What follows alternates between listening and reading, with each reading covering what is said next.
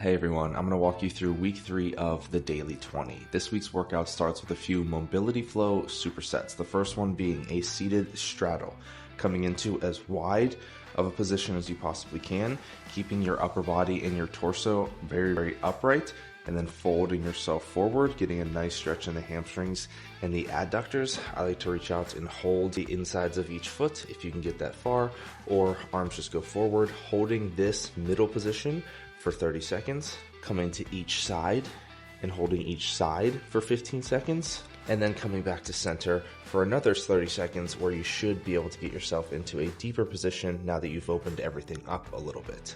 Immediately coming into a 90-90 position where your legs form 90-degree angles in this kind of flipped 90-90 position here. And we're gonna go through this flow where you flip them and lean to one side. Just like this, getting a nice stretch into the glute of the side you are leaning. And we're gonna perform 5 of these on each side. And then rest for 30 seconds and repeat that one more time. The next superset is going to be 3 reps of bird dogs per side. What these look like is starting on all fours. One arm gets extended forward, the opposite leg gets extended back at the same time, bringing both in simultaneously underneath your torso. If you can tap your knee and elbow together here, go ahead and do so. Bring it back out and repeat 3 times on each side. And then immediately coming up into a movement that we're going to use for balance and coordination, which is a single leg unweighted RDL. So one foot comes up off the floor, hinge forward.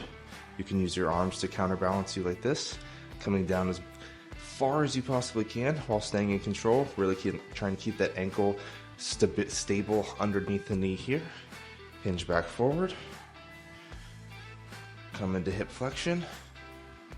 Bend the knee slightly, come back up, 5 of those on each side, rest for 30 seconds, and repeat that one more time. The final mobility flow superset starts with the lounge chair stretch, which looks like this.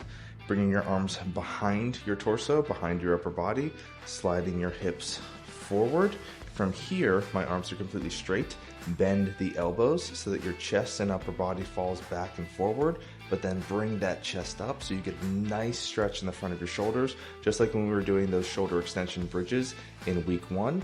Hold this for 30 seconds, and then immediately come up into what we're gonna call a thoracic prayer, shoulder extension prayer. You're gonna need something about this height, so a chair, a couch, a bench, or something like that. Put your elbows up on each side. Bring your hips behind you a little bit here because we need space below us. What we're gonna do is drop our head and chest through this position here. I like to bring my hands towards my upper back when I do this, get a nice stretch in that upper back. Come back to the starting position here, kind of drive those elbows down into this, whatever you're using, chair, couch. Come back in, big stretch in the upper back. And then repeat that for 5 reps, rest for 30 seconds, and repeat that superset one more time.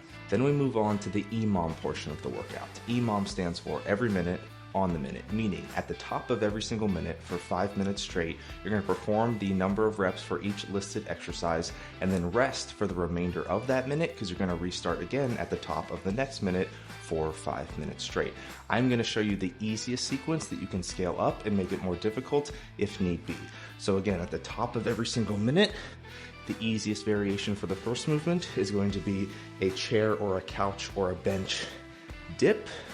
We're going to perform 10 of these. The harder variations are piked push-ups or feet elevated push-ups. And then you're going to come immediately into a Superman for 5 reps.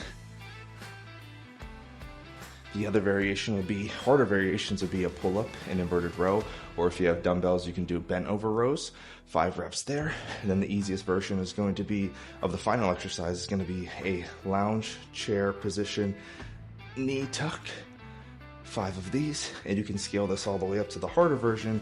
If you're doing pull-ups especially, you can do hanging knee raises for 5 reps.